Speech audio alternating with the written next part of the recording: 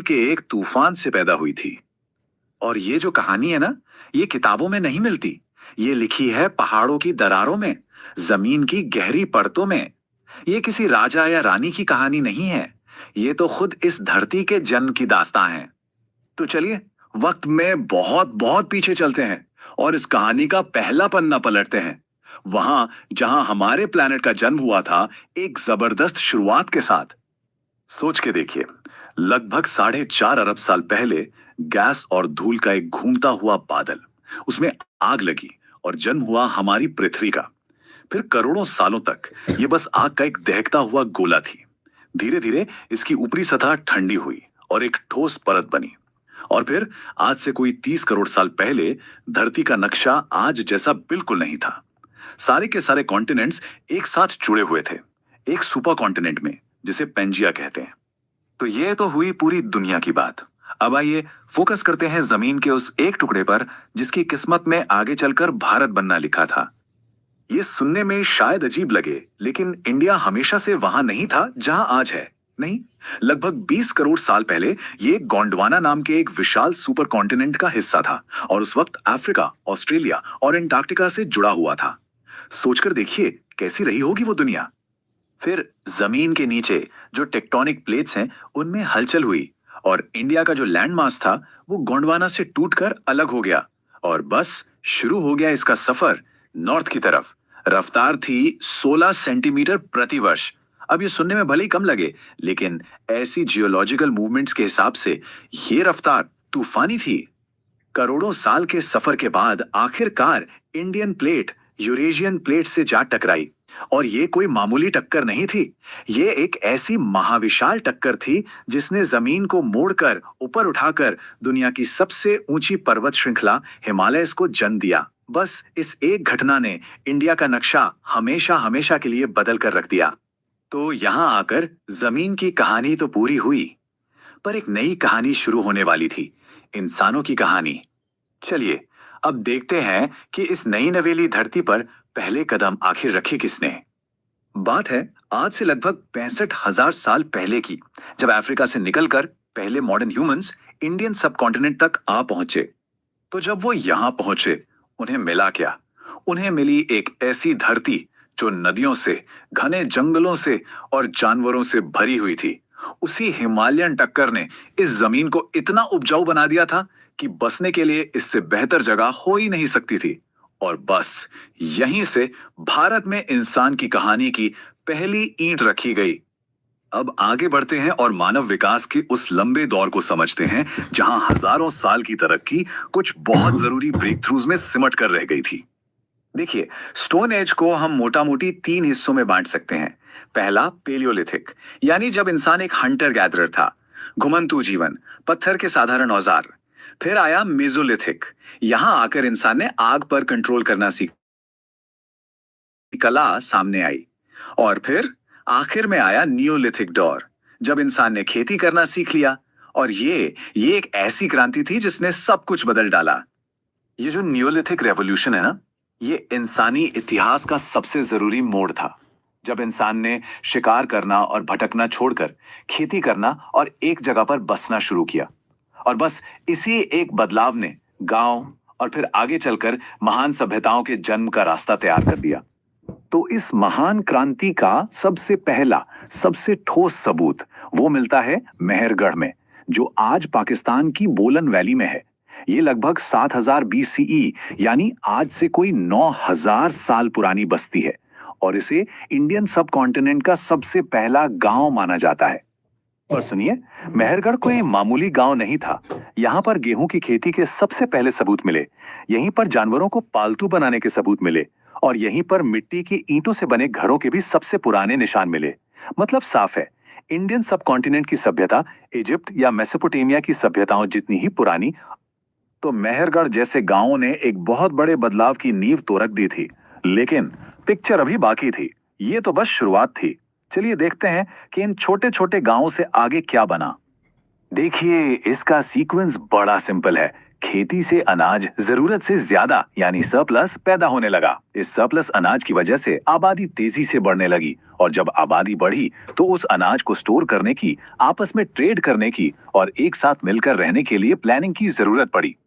ये तस्वीर साफ दिखाती है कि लाइफ कितनी तेजी से बदल रही थी। एक तरफ था गांव का जीवन जहां फोकस बस गुजारा करने पर था, छोटे छोटे परिवार, सिंपल से घर। और दूसरी तरफ शुरुआती शहर बस रहे थे जहां फोकस था सरप्लस पर, प्लान्ड लेआउट्स पर, ट्रेड नेटवर्क्स पर और बड़े बड़े कम्युनिटीज पर। और फिर वक्त आया लगभग 3300 बीसीई का, जब ये तेजी से बढ़ते हुए कस्बे दुनिया की सबसे महान प्राचीन सभ्यताओं में से एक बनने की दहलीज पर खड़े थे। तो अब सवाल यह है कि जब ये गांव दुनिया के पहले प्लान्ड शहरों में बदल रहे थे, तो वो आखिर कौन से राज दफन करने वाले थे? वो कौन सी नई दुनिया बनाने वाले थे? इसका जवाब वो हमें मिलता है दुनिया की सबसे रहस्यमयी सभ्यताओं में से एक में, इंडस वैली सिविलाइजेशन। नमस्कार। तो चलिए एक ऐसे सफर पे निकलते हैं जो हमें 4.5 अरब साल पीछे ले जाएगा। ये कहानी है उस जमीन की जहां आज हम रहते हैं। एक ऐसी कहानी जिसकी शुरुआत चट्टानों से हुई और जो शहरों तक पहुंची। चलिए शुरू करते हैं। ये सिर्फ इतिहास के पन्नों की बात नहीं है, ये तो एक ऐसी दास्तान है जो पत्थरों की दरारों में लिखी हुई है और इंसान के पहले कदमों से भी कहीं कहीं ज्यादा पुरानी है। तो हमारी कहानी की शुरुआत होती है पृथ्वी के बहुत ही तूफानी जन्म से। जरा कल्पना कीजिए, 4.5 अरब साल पहले हमारा ग्रह गैस और धूल के एक घूमते हुए विशाल बादल से बना था। उस वक्त ये आग, धुएं और एक दहकते हुए गोले के सिवा कुछ भी नहीं था। और फिर करोड़ों साल लगे, जब ये आग का गोला धीरे धीरे ठंडा हुआ तो इस पे एक ठोस परत बनी। उस समय पृथ्वी पर आज की तरह अलग अलग महाद्वीप नहीं थे, सिर्फ एक ही विशाल महाद्वीप था, पैंजिया। और फिर धरती के अंदर की ताकतों ने इस जमीन के विशाल टुकड़े को तोड़ना शुरू किया और हिस्से एक दूसरे से दूर खिसकने लगे। अब पैंजिया तो टूट गया, लेकिन अब हम अपना ध्यान खास तौर पर भारतीय जमीन के टुकड़े पर लाते हैं, क्योंकि इसकी यात्रा एक ऐसी यात्रा थी जिसने हमारे इस उपमहाद्वीप को हमेशा हमेशा के लिए एक नया आकार दे दिया। ये सुनकर शायद थोड़ा अजीब लगे, लेकिन करीब 20 करोड़ साल पहले भारत जहां आज है वहां था ही नहीं। वो तो एशिया का ही नहीं, ये गोंडवाना नाम के एक बहुत बड़े दक्षिणी महाद्वीप का टुकड़ा था जो आज के अफ्रीका और अंटार्कटिका से जुड़ा हुआ था। और धरती के अंदर कुछ हलचल हुई और भारत की प्लेट टूटकर अलग हो गई। इसने शुरू की अपनी सबसे लंबी यात्रा उत्तर की तरफ, और रफ्तार जानते हैं कितनी थी? 16 सेंटीमीटर प्रति वर्ष। ये हमारे नाखूनों के बढ़ने की रफ्तार से भी ज्यादा तेज है। वाकई अविश्वसनीय है।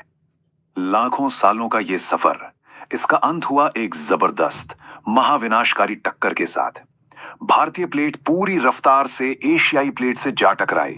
इस टक्कर ने जमीन को ऊपर की तरफ ऐसे धकेला कि दुनिया की सबसे ऊंची पर्वत श्रृंखला हिमालय का जन्म हुआ। एक ऐसी दीवार जिसने भारत की धरती को हमेशा के लिए बदल दिया। तो जमीन तो तैयार हो चुकी थी, पहाड़ बन चुके थे। अब कहानी भूविज्ञान से हटकर हम इंसानों पर आती है। धरती तैयार थी और अब वक्त था इस नए नवेले उपमहाद्वीप पर पहले आधुनिक मनुष्यों के आने का। देखिए, आधुनिक इंसान की कहानी शुरू होती है अफ्रीका में, कोई 20 लाख साल पहले। वहां से वो पूरी दुनिया में फैले और ऐसा माना जाता है कि लगभग 65,000 साल पहले इंसानों का एक समूह समंदर के किनारे किनारे चलते हुए एक बहुत लंबी यात्रा करके भारतीय उपमहाद्वीप पहुंचा। भारत में आने के बाद इंसानी सभ्यता की नींव रखी गई पाषाण युग में। इसे हम 3 हिस्सों में देख सकते हैं। सबसे पहले था पुरा पाषाण युग। तब इंसान एक शिकारी था जो साधारण औजारों का इस्तेमाल करता था। फिर आया मध्य पाषाण युग, जब तक आग पर काबू पाना सीख लिया गया था और भीमबेटका जैसी जगहों पर कला की भी शुरुआत हो चुकी थी। और फिर आया नव पाषाण युग, जिसने सब कुछ बदल दिया। ये थी खेती की क्रांति, पशुपालन की शुरुआत और बसे हुए गांवों का दौर। खेती की शुरुआत ये कोई मामूली बात नहीं थी, ये एक बहुत बड़ा एक क्रांतिकारी बदलाव था। इसने घुमंतू जिंदगी को खत्म कर दिया और बसे हुए समुदायों को जन्म दिया। तो चलिए भारत के पहले जाने माने गांव की कहानी देखते हैं। ये बात है लगभग 7000 ईसा पूर्व की। आज के पाकिस्तान की बोलान घाटी में एक जगह है मेहरगढ़। इसे भारत का पहला गांव माना जाता है। और पता है, ये जगह है इस बात का सबूत है कि भारतीय उपमहाद्वीप में सभ्यता उतनी ही पुरानी है जितनी मिस्र या मेसोपोटामिया में। मेहरगढ़ सिर्फ एक गांव नहीं था, ये तो एक तरह का इनोवेशन हब था। यहीं पर हमें सबसे पहले गेहूं की खेती के सबूत मिलते हैं। यहीं पर पशुपालन का पहला प्रमाण मिला। यहाँ तक कि मिट्टी की मूर्तियां और मिट्टी ईंट के बने पहले घर भी यहीं मिले। तो अब जब खेती अच्छी होने लगी तो जाहिर है अनाज जरूरत से ज्यादा होने लगा। और इसी खाने के सरप्लस ने बड़ी बड़ी बस्तियों के विकास को मुमकिन बनाया। जैसे जैसे खेती और आबादी बढ़ी, वैसे वैसे जरूरतें भी बढ़ी। तो ये जो नवपाषाण युग के गांव थे, वो धीरे धीरे कस्बों में बदलने लगे। और फिर यही कस्बे आगे चलकर पहले शहर बने। अब इंसान सिर्फ पेट भरने के लिए नहीं जी रहा था, वो योजना बना रहा था, निर्माण कर रहा था। और फिर इस सारे विकास के सबसे ऊंचे मकाम पर लगभग 3300 ईसा पूर्व भारतीय इतिहास की सबसे महान और सबसे रहस्यमय शहरी सभ्यता का उदय हुआ। जी हाँ, सिंधु घाटी सभ्यता। भारत अब एक ग्रामीण युग से निकलकर एक शहरी युग में दाखिल हो चुका था। तो ये थी भारत की शुरुआत की कहानी, चट्टानों के टूटने से लेकर पहले गांव और फिर शहरों के बसने तक का सफर। लेकिन ये सफर एक बहुत दिलचस्प सवाल छोड़ जाता है कि ठीक है, एक सभ्यता खेती और बसावट से जन्म तो ले लेती है, पर आखिर वो कौन सी चीज है जो एक शहर को महज एक शहर नहीं बल्कि एक ऐसी किंवदंती बना देती है जो हजारों साल तक याद रखी जाती है। भी सोचा है एक ऐसी दुनिया के बारे में जहां भारत का कोई नक्शा नहीं था, कोई महाद्वीप नहीं, और इंसान का तो खैर नामो निशान ही नहीं था। आज हम 4.5 अरब साल पीछे जा रहे हैं एक अविश्वसनीय सफर पर, यह जानने के लिए कि जिस जमीन को आज हम भारत कहते हैं वो आखिर बनी कैसे और उस पर पहले इंसानी कदम कब पड़े। देखिए, ये सिर्फ इतिहास की कुछ तारीखें नहीं है, ये एक महागाथा है। एक ऐसी कहानी जो हमारी जमीन की चट्टानों में खुदी हुई है, जो महाद्वीपों के टकराव से लिखी गई है। और ये कहानी शुरू होती है उस धरती के जन्म से जिसे आज हम अपना घर कहते हैं। तो चलिए इस कहानी में गहराई से उतरते हैं। हमारा पहला हिस्सा लोगों के बारे में नहीं बल्कि खुद इस ग्रह के बारे में है, और कैसे एक जमीन का टुकड़ा बना जिसे आज हम जानते हैं। जरा कल्पना कीजिए, एक ऐसी दुनिया जिसका नक्शा आज से बिल्कुल अलग था। करीब 22.5 करोड़ साल पहले सारे महाद्वीप एक ही विशाल जमीन के टुकड़े से जुड़े थे जिसे पैंजिया कहते थे। फिर धरती के अंदर कुछ हुआ और ये टूटने लगा। भारत वाला हिस्सा तब अफ्रीका और अंटार्कटिका के साथ गोंडवाना नाम के एक दक्षिणी महाद्वीप से जुड़ा था। और फिर करीब 14 करोड़ साल पहले ये टुकड़ा अलग हुआ और उत्तर की ओर एक लंबे सफर पर निकल पड़ा। यह सफर 5 करोड़ साल पहले एक ऐसी जबरदस्त टक्कर पर खत्म हुआ जिसने दुनिया का नक्शा ही बदल दिया। और इसकी रफ्तार 16 सेंटीमीटर प्रति वर्ष। अब सुनने में शायद कुछ खास ना लगे, लेकिन जियोलॉजी की दुनिया में यह किसी रेसिंग कार की स्पीड से कम नहीं थी। इंडियन प्लेट पृथ्वी के इतिहास में सबसे तेज चलने वाली टेक्टोनिक प्लेट्स में से एक थी, जो लाखों साल तक बिना रुके उत्तर की तरफ बढ़ती रही। और इस सफर का अंत एक ऐसी टक्कर के साथ हुआ जिसकी ताकत का अंदाजा लगाना भी मुश्किल है।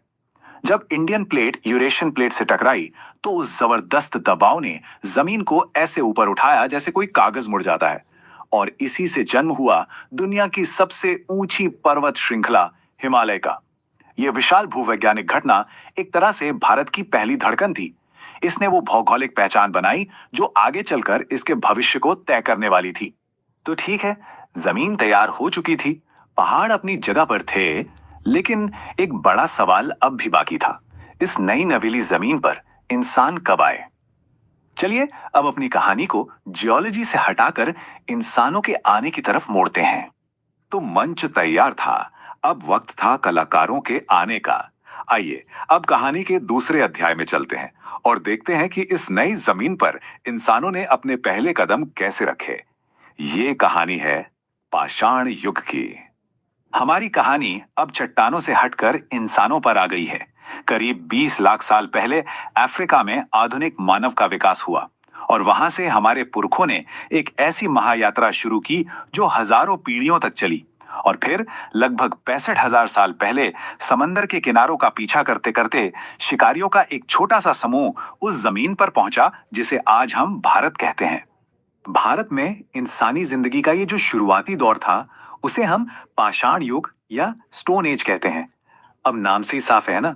इसे स्टोन एज इसलिए कहते हैं क्योंकि इस लंबे दौर में इंसानों की तरक्की को हम उनके बनाए पत्थर के औजारों से ही समझते हैं। ये कोई छोटा मोटा दौर नहीं था। ये हजारों सालों तक फैला एक बहुत लंबा युग था जिसके अपने अलग अलग चरण थे। इसे आसानी से समझने के लिए पाषाण युग को 3 हिस्सों में बांटा जाता है।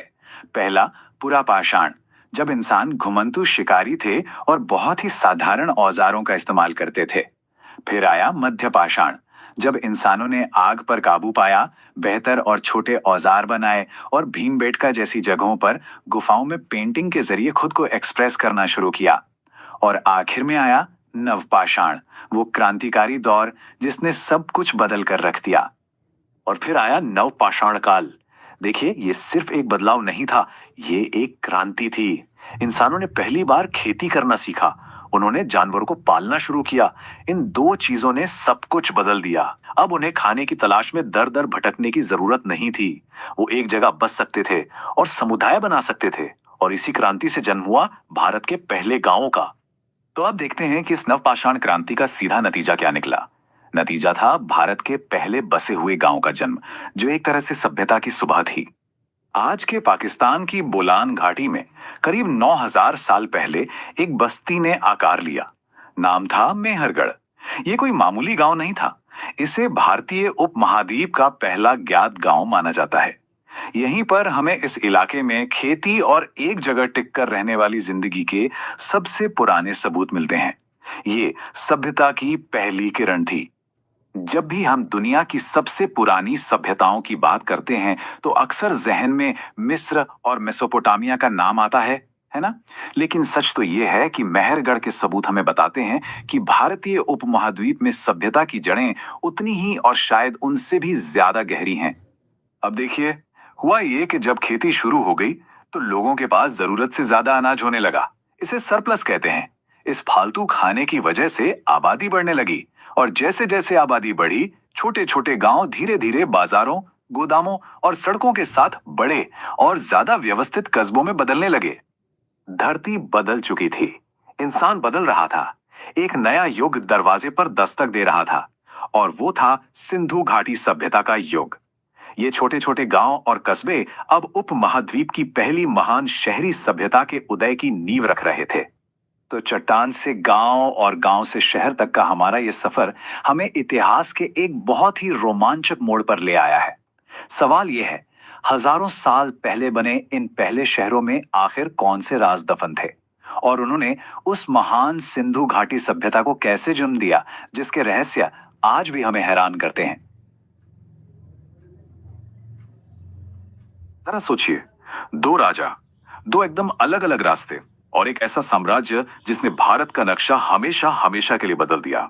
आज हम मगध के उन 2 महान शासकों बिंबिसार और चंद्रगुप्त की कहानी में उतरेंगे, जिन्होंने सिर्फ इतिहास के पन्ने नहीं भरे बल्कि भारत की तकदीर लिख दी। तो फिर सबसे बड़ा सवाल यह है कि एक महान साम्राज्य आखिर बनता कैसे है?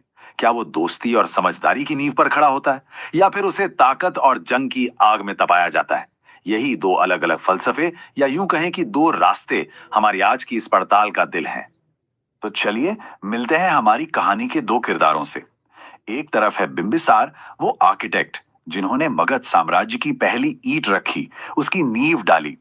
और दूसरी तरफ है चंद्रगुप्त, वो विजेता जिन्होंने उस नींव पर एक ऐसे विशाल अखंड भारत की इमारत खड़ी कर दी जिसे आज हम जानते हैं। एक ने सपना देखा तो दूसरे ने उसे हकीकत बनाया। तो हमारी कहानी शुरू होती है बिंबिसार से। जरा सोचिए उस वक्त को जब उन्हें विरासत में एक ऐसा राज्य मिला था जो कई टुकड़ों में बिखरा हुआ था। उनका सबसे पहला और सबसे बड़ा काम था इन बिखरे हुए टुकड़ों को जोड़कर एक मजबूत तस्वीर बनाना। और ये काम और भी मुश्किल हो जाता है जब आपकी उम्र सिर्फ 15 साल हो। जी हाँ, सिर्फ 15 साल की उम्र में उन्हें एक ऐसे राज्य की बागडोर मिली जो दर्जनों छोटे छोटे राज्यों के बीच अपनी पहचान बनाने के लिए जूझ रहा था। ज्यादातर लोग तो शायद घबरा जाते, लेकिन बिंबिसार, उन्होंने इसी चुनौती में एक बहुत बड़ा मौका देखा। बिम्बिसार की कामयाबी का राज सिर्फ उनकी तलवार में नहीं था। नहीं, उनकी रणनीति तो एक शतरंज के खेल जैसी थी, जिसमें हर चाल बहुत सोची समझी होती थी। हाँ, उन्होंने ताकत का इस्तेमाल किया, लेकिन साथ ही साथ पड़ोसी राज्यों से शादियों के रिश्ते जोड़कर दोस्त भी बनाए। और सबसे जरूरी, उन्होंने व्यापार के रास्तों पर कब्जा करके अपनी तिजोरी को हमेशा भरा रखा। ये था दिमाग और ताकत का एकदम सही मेल। और अगर उनकी इस रणनीति का असर देखना है ना, तो अंग राज्य पर उनकी जीत को देखिए। सिर्फ एक फौजी कार्रवाई और मगध का आकार सीधा दुगना हो गया। ये सिर्फ एक जीत नहीं थी, ये एक ऐलान था कि मगध अब कोई छोटी मोटी ताकत नहीं है और बाकी राज्यों को अब उसे गंभीरता से लेना ही होगा।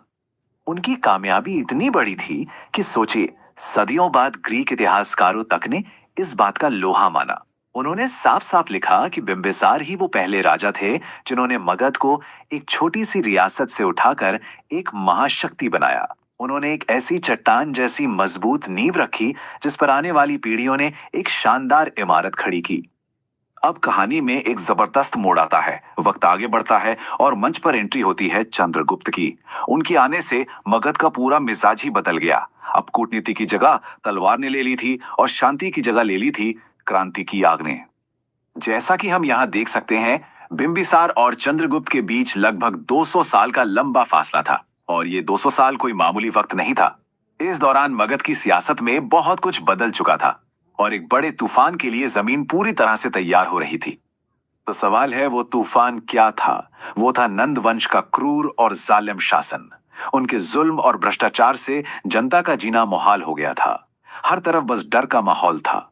और इतिहास हमें एक बात सिखाता है, जब जब जुल्म अपनी हदें पार करता है तो उसे मिटाने के लिए कोई ना कोई जरूर आता है। और वो आया एक महान गुरु और शिष्य की जोड़ी के रूप में। महान रणनीतिकार चाणक्य की पारखी नजरों ने एक साधारण से दिखने वाले लड़के चंद्रगुप्त में भविष्य का सम्राट देख लिया था। बस यहीं से शुरू हुई इतिहास की वो मशहूर कहानी जिसने भारत की किस्मत को हमेशा के लिए बदल दिया। चाणक्य का दिमाग और चंद्रगुप्त की हिम्मत, इस जोड़ी ने जीत का एक नया फॉर्मूला ही बना डाला। उन्होंने सीधे राजधानी पर हमला करने की गलती नहीं की। नहीं, इसके बजाय उन्होंने बाहर से अंदर की रणनीति अपनाई। मतलब पहले छोटे छोटे बाहरी इलाकों को जीता और फिर धीरे धीरे राजधानी पाटलिपुत्र को चारों तरफ से घेर लिया। ये एक ऐसी शानदार चाल थी जिसने नंदों की विशाल लेकिन बिखरी हुई सेना को एकदम बेबस कर दिया। तो अब आते हैं कहानी के सबसे दिलचस्प हिस्से पर। चलिए, इन दोनों महान सम्राटों के तरीकों को आमने सामने रखकर देखते हैं और समझने की कोशिश करते हैं कि साम्राज्य बनाने के उनके जो ब्लूप्रिंट थे वो एक दूसरे से कितने अलग थे। यहाँ एक बहुत जरूरी बात समझनी होगी, चंद्रगुप्त सिर्फ एक महान योद्धा नहीं थे, वो एक शानदार एडमिनिस्ट्रेटर भी थे। बिंबिसार की बनाई नींव पर उन्होंने एक ऐसा सिस्टम खड़ा किया जिसमें एक मजबूत सेंट्रल गवर्नमेंट थी, एक विशाल और डिसिप्लिन सेना थी और पूरे साम्राज्य के लिए एक ही टैक्स सिस्टम था। मतलब उन्होंने सिर्फ जमीन के टुकड़े नहीं जोड़े, बल्कि एक राष्ट्र का निर्माण किया। और इसका नतीजा क्या हुआ? नतीजा यह हुआ कि चंद्रगुप्त के राज में भारत दुनिया का सबसे अमीर साम्राज्य बन गया। उनके बनाए हुए सिस्टम ने व्यापार और खेती को इतनी तरक्की दी कि देश में सोने चांदी की कोई कमी ही नहीं रही। ये टेबल दोनों के फर्क को एकदम साफ साफ दिखाती है। एक तरफ बिंबिसार थे जिनका रास्ता दोस्ती, रिश्तेदारी और व्यापार से होकर गुजरता था। उनका लक्ष्य था अपने इलाके में सबसे शक्तिशाली बनना। वहीं दूसरी तरफ चंद्रगुप्त थे जिनका हथियार थी तलवार और जिनका लक्ष्य था पूरे भारत को एक झंडे के नीचे लाना। एक का रास्ता सहयोग का था तो दूसरे का अनुशासन और नियंत्रण का। तो आखिर में सवाल ये उठता है कि हम इन दोनों राजाओं को कैसे याद रखें? उनके रास्ते भले ही अलग थे, लेकिन क्या उनकी मंजिल एक ही थी? चलिए उनकी इस मिली जुली विरासत को समझने की कोशिश करते हैं। और सच तो यही है, एक ने शांति का रास्ता चुना तो दूसरा युद्ध के रास्ते पर चला। एक ने जमीन तैयार की तो दूसरे ने उस पर एक आलीशान महल बनाया। भले ही उनके तरीके एक दूसरे से बिल्कुल जुदा थे, लेकिन एक अखंड भारत का जो सपना था वो इन दोनों के बिना कभी पूरा नहीं हो सकता था। तो हम आपको इसी सवाल के साथ छोड़े जाते हैं, किसी लीडर की असली महानता किस चीज में होती है? क्या उस इंसान में जो पहली ईंट रखता है और एक बड़े सपने की शुरुआत करता है, या फिर उस इंसान में जो आखिरी पत्थर लगाकर उस सपने को हकीकत में बदलता है? शुरुआत करने वाला ज्यादा महान है या अंजाम तक पहुंचाने वाला? इस पर जरूर सोचिएगा।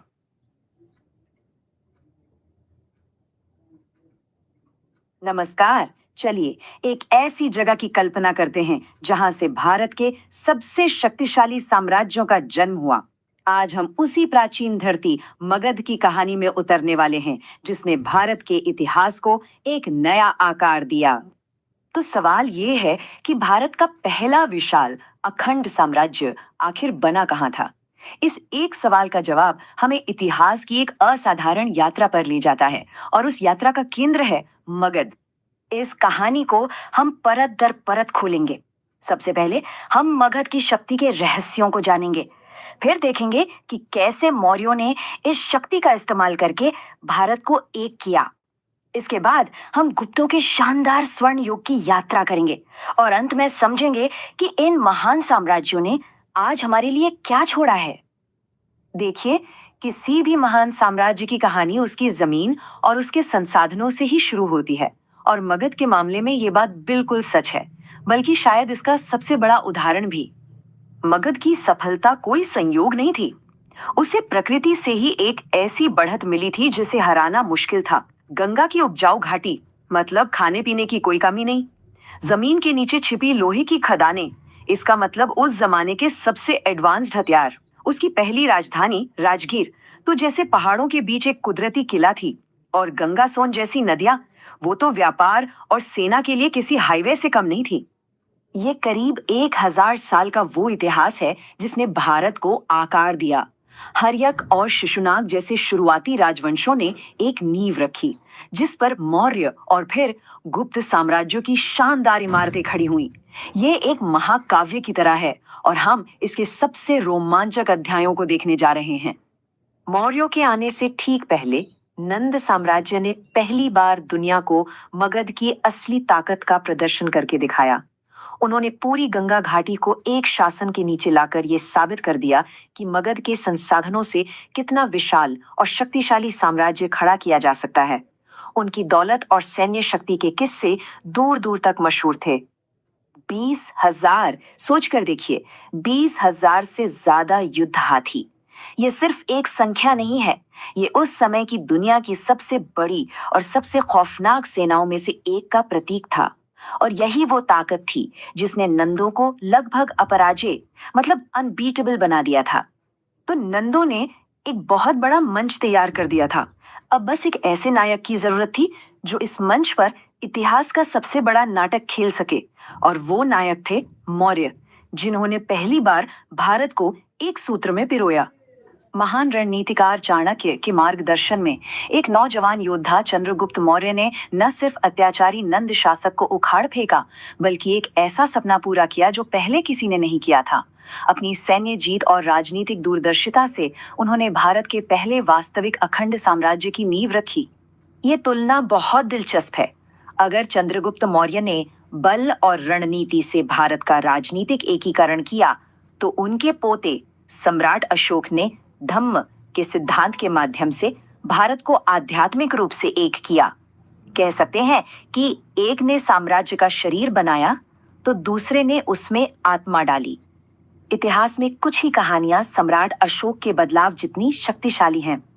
कलिंग युद्ध के मैदान पर लाखों लोगों की पीड़ा देखकर एक विजेता सम्राट का दिल पछतावा से भर गया। उन्होंने हमेशा के लिए हिंसा का रास्ता छोड़ दिया और धम्म यानी अहिंसा और लोक कल्याण की नीति को अपना लिया।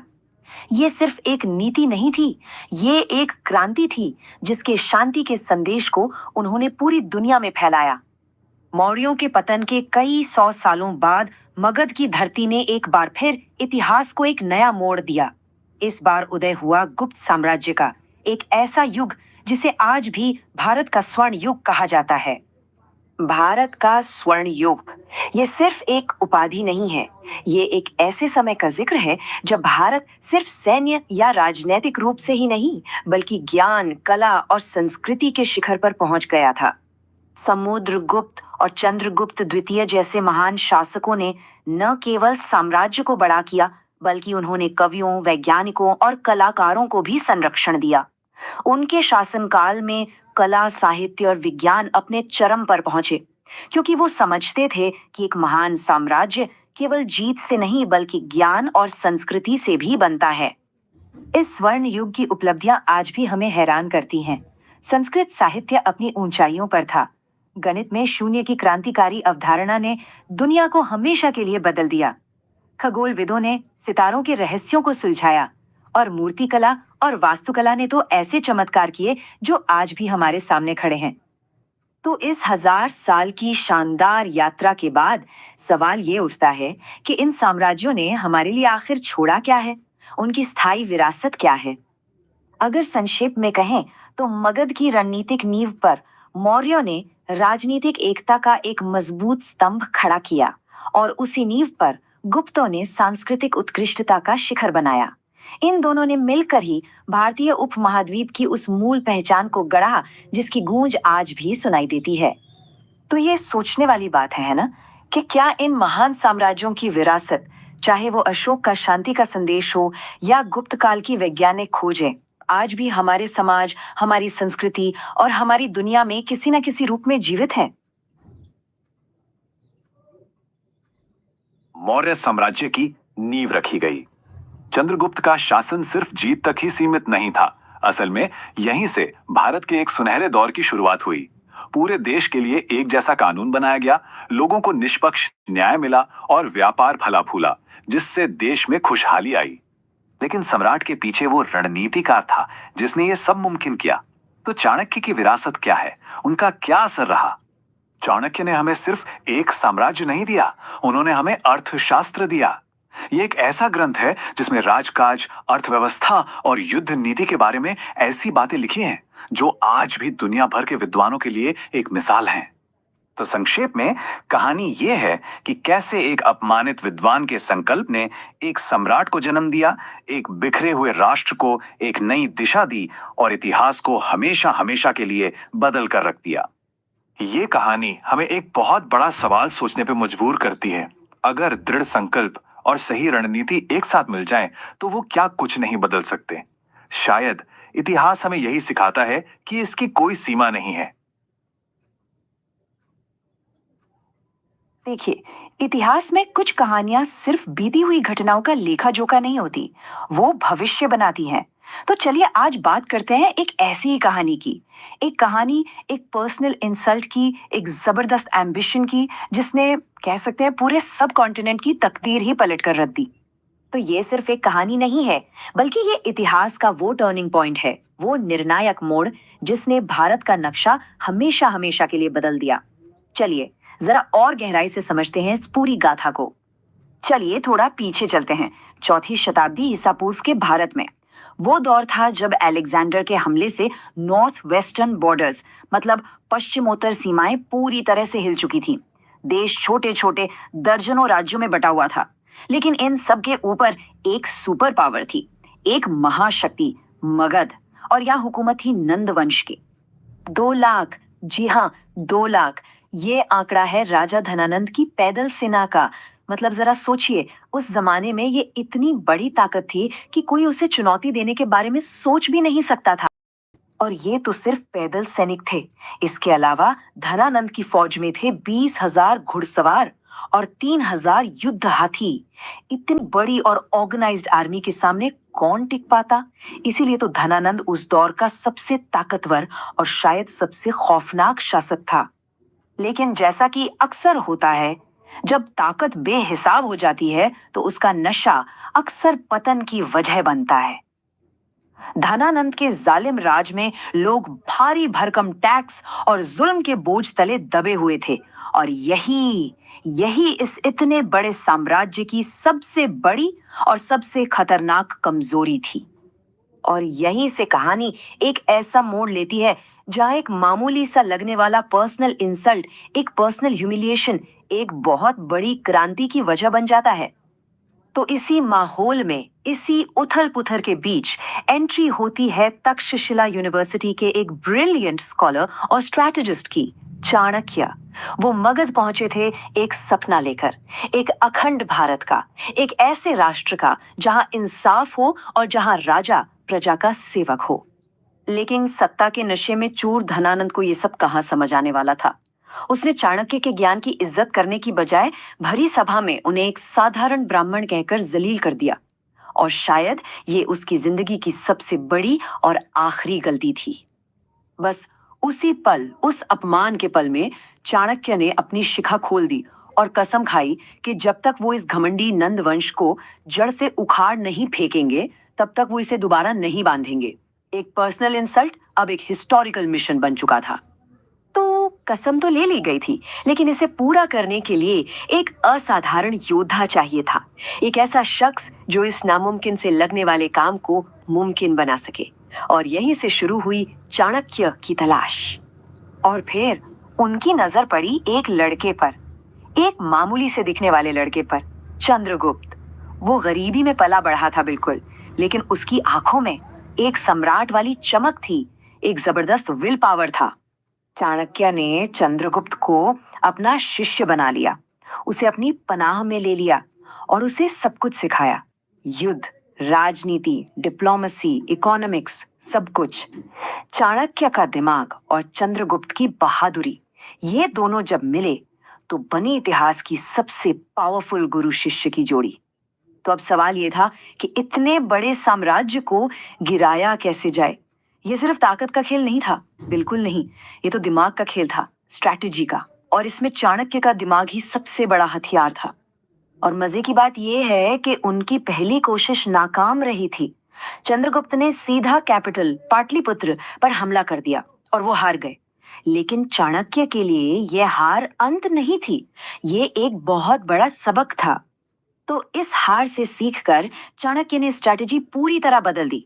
अब सीधा हमला नहीं, बल्कि साम्राज्य के किनारों को कमजोर करो, दुश्मन की सप्लाई लाइंस काट दो, लोगों के मन में जो गुस्सा है उसे एक हथियार की तरह इस्तेमाल करो।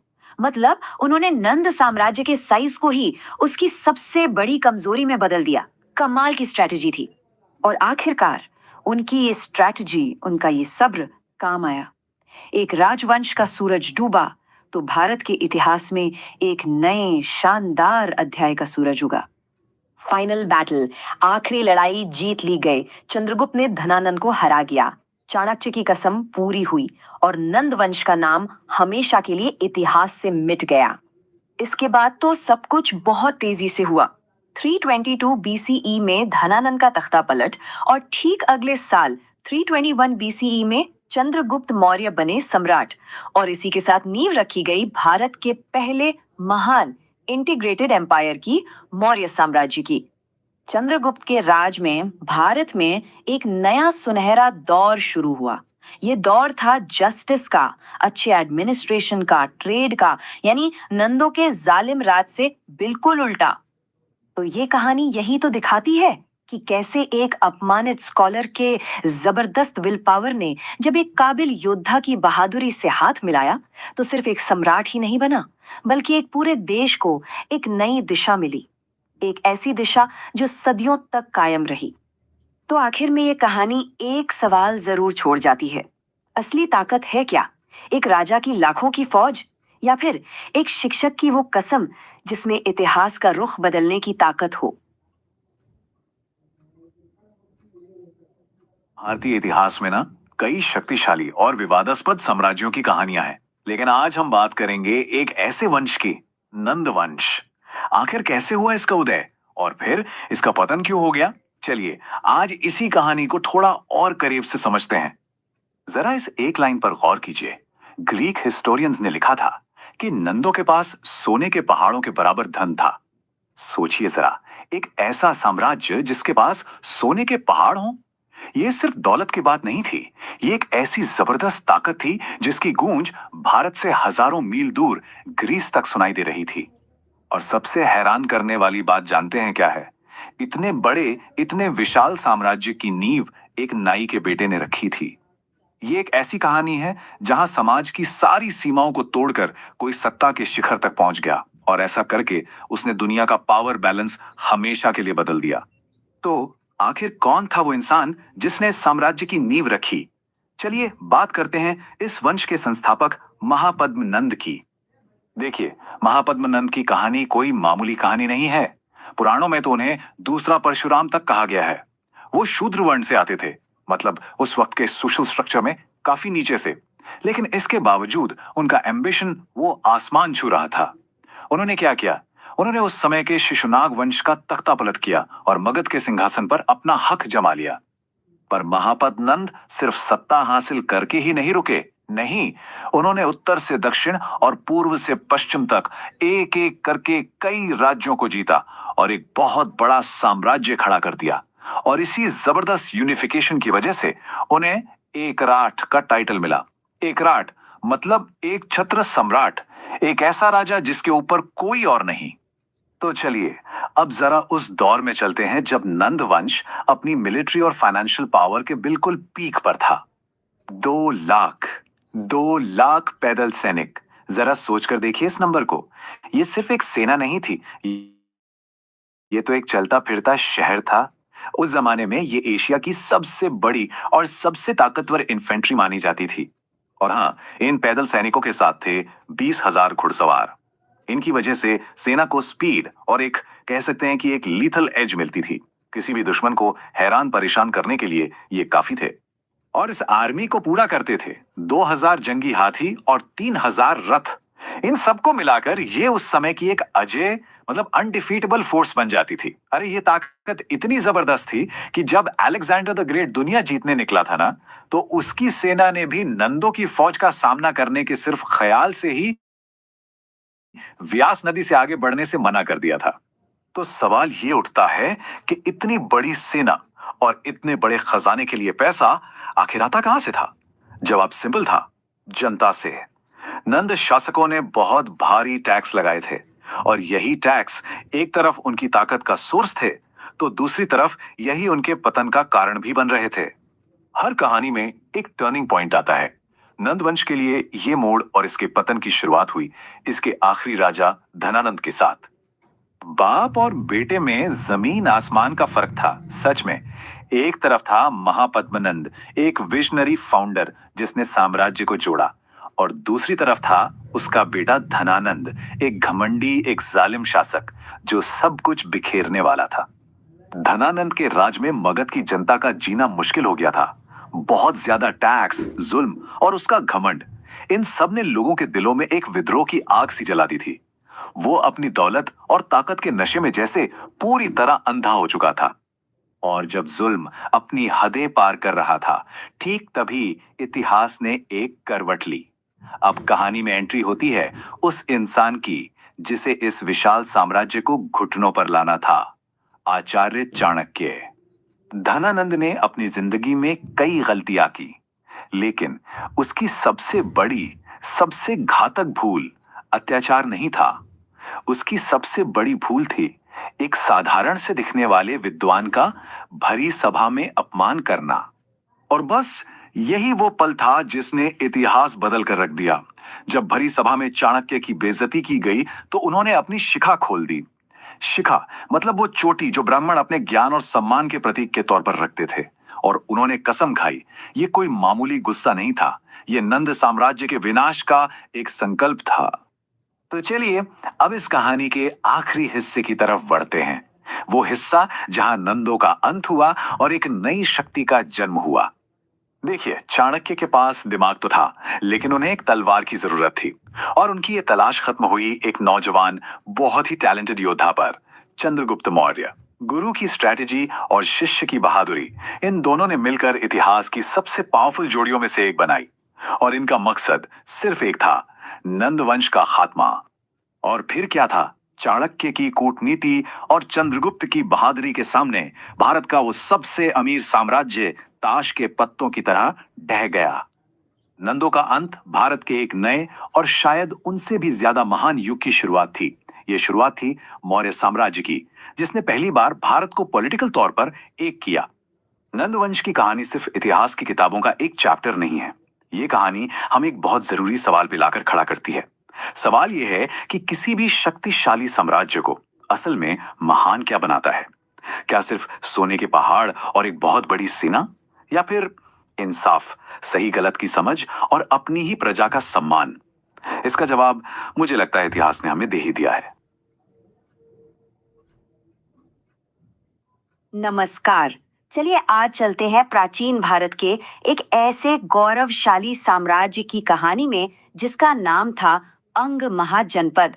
एक ऐसी धरती जिसकी कहानी शक्ति, समृद्धि और एक महान नायक के इर्द गिर्द घूमती है। और देखिए, जब भी अंग का जिक्र होता है तो जहन में एक ही नाम गूंजता है, महारथी कर्ण। ये वही नायक हैं जिन्होंने अंग को इतिहास के पन्नों में हमेशा के लिए अमर कर दिया। तो चलिए इस विश्लेषण में और गहराई से उतरते हैं और जानते हैं अंग की पूरी कहानी।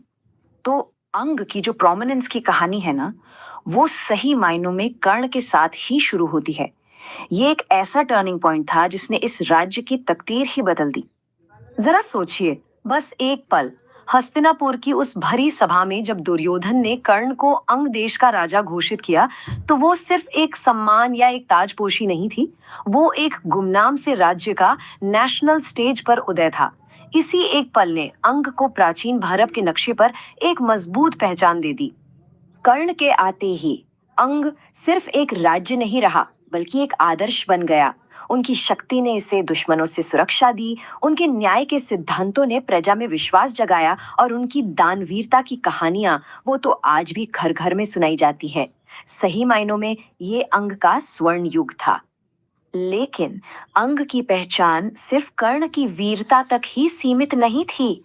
इसकी असली ताकत, इसकी जान बसती थी इसकी राजधानी चंपा में, एक ऐसा शहर जो अपने समय से कहीं आगे था। चंपा सिर्फ एक राजधानी नहीं थी, ये उस दौर का एक बसलिंग, एक वाइब्रेंट इकोनॉमिक हब था। इतना कि इसे अक्सर भारत का पहला इंटरनेशनल ट्रेड सेंटर तक कह दिया जाता था। दुनिया भर से व्यापारी यहाँ आते थे और ये प्राचीन भारत की अर्थव्यवस्था का दिल हुआ करता था। और यहाँ का व्यापार वाकई में कमाल का था। चंपा के बंदरगाह से सोना, बेशकीमती मसाले और दुनिया के सबसे बेहतरीन कपड़े, ये सब चीजें दक्षिण पूर्व एशिया तक एक्सपोर्ट की जाती थी। इससे पता चलता है कि अंग कितना समृद्ध और दुनिया से कितना जुड़ा हुआ था। तो सवाल उठता है, चंपा इतनी सफल कैसे हुई? इसका राज उसकी लोकेशन में छिपा था। बिल्कुल गंगा नदी के किनारे बसे होने की वजह से यहाँ से सामान को लाना ले जाना बहुत आसान था, जिसने इसे ट्रेड और कल्चर का एक अहम सेंटर बना दिया। लेकिन कहते हैं ना, जहाँ दौलत और समृद्धि होती है वहाँ अक्सर लोगों की नजर भी लग जाती है। अंग की इसी बढ़ती ताकत और दौलत ने अपने पड़ोसी राज्य मगध का ध्यान अपनी ओर खींच लिया। और बस यहीं से शुरू हुआ इतिहास का एक बहुत बड़ा संघर्ष। और इन दोनों राज्यों की सोच में जमीन आसमान का फर्क था। एक तरफ था अंग, जिसका पूरा फोकस व्यापार और धन पर था। वहीं दूसरी तरफ था मगध, जिसकी भूख थी सैन्य विस्तार और दूसरे राज्यों को जीतने की। अंग की दौलत मगध की महत्वाकांक्षाओं के लिए एक नेचुरल टारगेट बन गई। तो ये पतन, ये डाउनफॉल एक दिन में नहीं हुआ। कर्ण के जाने के बाद अंग की मिलिट्री पावर धीरे धीरे कमजोर पड़ने लगी और बस इसी मौके का फायदा उठाया मगध के चतुर राजा बिंबिसार ने। उन्होंने एक सोची समझी रणनीति के तहत हमला किया, पहले राजधानी चंपा पर कब्जा किया और आखिरकार पूरे अंग साम्राज्य को मगध में मिला लिया। लेकिन क्या एक साम्राज्य के खत्म होने से उसकी कहानी भी खत्म हो जाती है? शायद नहीं। चलिए अब देखते हैं कि अंग की विरासत, उसकी लेगेसी आज भी कैसे जिंदा है। ये जुड़ाव बड़ा कमाल का है। सोच के देखिए, जो व्यापार की आत्मा प्राचीन चंपा में बसती थी, वही परंपरा सदियों तक चलती रही और आज वही जमीन हमें आधुनिक भागलपुर के रूप में दिखती है, जिसे हम सब सिल्क सिटी के नाम से जानते हैं। और इसका सबसे बड़ा और जीता जागता सबूत, आज जब कोई भागलपुर का मशहूर टसर सिल्क देखता है तो वो असल में अंग की हजारों साल पुरानी विरासत को ही छू रहा होता है। वही हुनर, वही व्यापारिक समझ जो एक पीढ़ी से दूसरी पीढ़ी तक सफर करती आई है। तो आखिर में यही विचार करने वाला सवाल उठता है, भले ही अंग का साम्राज्य गिर गया, उसकी सीमाएं मिट गईं, लेकिन उसकी रूह, उसकी सांस्कृतिक और आर्थिक पहचान आज भी बिहार की कहानी का एक अहम हिस्सा है। शायद सभ्यताएं मरती नहीं, बस अपना रूप बदल लेती हैं। सोचिए, प्राचीन भारत में एक ऐसा शहर था जिसने सिर्फ एक साम्राज्य नहीं बल्कि पूरे उपमहाद्वीप का भविष्य तय कर दिया। ये कहानी है कि कैसे एक छोटा सा गांव भारत का दिल बन गया और इतिहास का रुख ही मोड़ दिया। चलिए पाटलिपुत्र के शानदार सफर को और करीब से जानते हैं। इस कहानी की शुरुआत करते हैं एक ऐसे इंसान के शब्दों से जिसने इस शहर को अपनी आंखों से देखा था। यूनानी इतिहासकार मेगास्थनीज ने अपनी किताब इंडिका में पाटलिपुत्र को भारत का सबसे महान शहर बताया। अब ये कोई छोटी मोटी बात तो थी नहीं। तो सवाल ये उठता है कि आखिर ऐसा क्या खास था इस शहर में जिसने दुनिया भर के यात्रियों और इतिहासकारों को इतना हैरान कर दिया। देखिए, पाटलिपुत्र की कहानी समझने के लिए ना हमें थोड़ा पीछे मगध की पुरानी राजधानी राजगृह चलना होगा। राजगृह 5 पहाड़ियों से घिरा एक ऐसा किला था जिसे कोई भेद नहीं सकता था। सुरक्षा के लिहाज से ये जगह बेमिसाल थी, लेकिन यही इसकी सबसे बड़ी खूबी आगे चलकर इसकी सबसे बड़ी कमजोरी भी बन गई। तो यहाँ एक बड़ा अजीब सा विरोधाभास था। एक तरफ था राजगृह जो पहाड़ों में कैद, बहुत ज्यादा सुरक्षित, लेकिन एक बढ़ते हुए साम्राज्य के लिए बिल्कुल नाकाफी था। और दूसरी तरफ थी साम्राज्य की बढ़ती जरूरतें। उसे नदियों पर कंट्रोल चाहिए था, व्यापार के लिए नए रास्ते चाहिए थे और एक ऐसी राजधानी चाहिए थी जो भविष्य में और फैल सके। साफ था, राजगृह इन जरूरतों पर खरा नहीं उतर सकता था। इस मुश्किल को सबसे पहले किसी ने पहचाना तो वो थे राजा अजातशत्रु। वो एक बहुत ही एम्बिशियस शासक थे और ये बात अच्छी तरह जानते थे कि अगर मगध को भारत की सबसे बड़ी ताकत बनना है तो उसे इन पहाड़ों की कैद से बाहर निकलना ही होगा। उसे एक ऐसी जगह चाहिए थी जहां से उत्तर भारत के विशाल मैदानों पर कंट्रोल रखा जा सके। और फिर उन्हें वो जगह मिल ही गई। गंगा और संगम पर बसा पाटलीग्राम नाम का एक छोटा सा गांव। पहली नजर में तो ये एक मामूली सी जगह लगती थी, लेकिन अजातशत्रु की पारखी नजर ने इसमें भविष्य के सबसे ताकतवर शहर की नींव देख ली थी।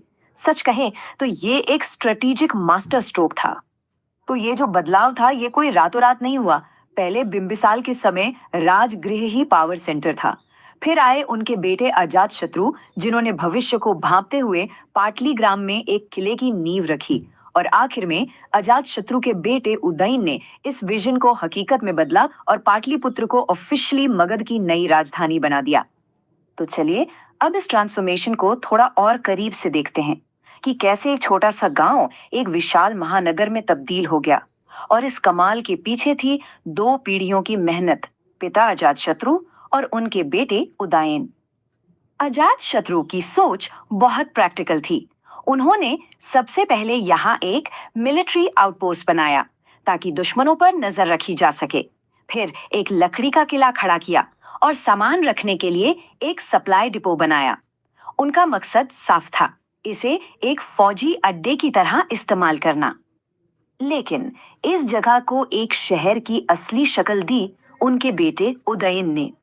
उन्होंने ही यहाँ विशाल किलेबंदी करवाए, नदियों के किनारे प्रोटेक्शन के लिए दीवारें बनवाई, शहर का पूरा रोड सिस्टम डिजाइन किया और ट्रेड रूट्स इस्टेब्लिश किए।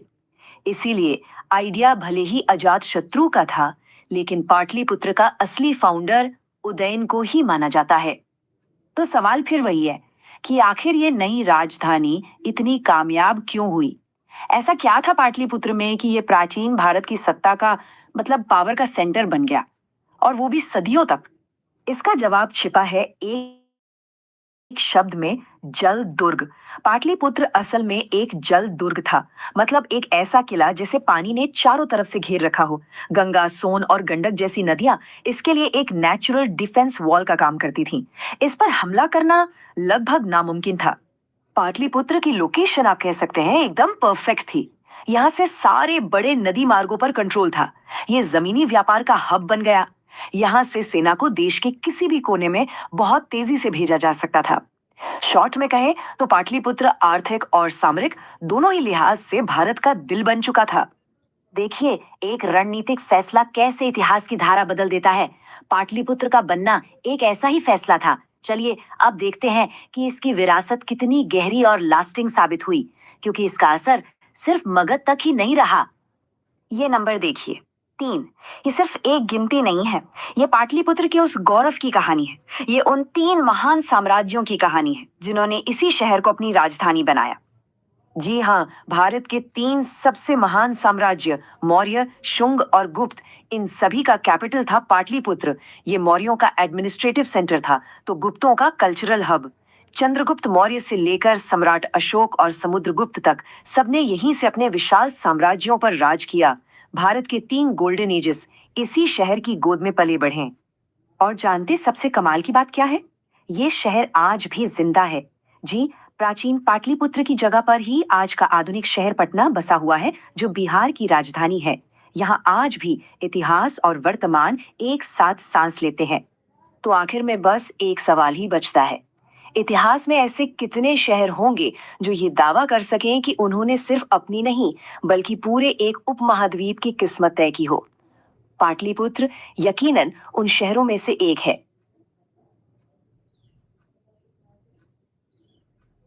सोचिए, एक ऐसा राजा जो अपने ही पिता के खिलाफ बगावत कर दे, लेकिन साथ ही अपने राज्य को भारत की सबसे बड़ी ताकत भी बना दे।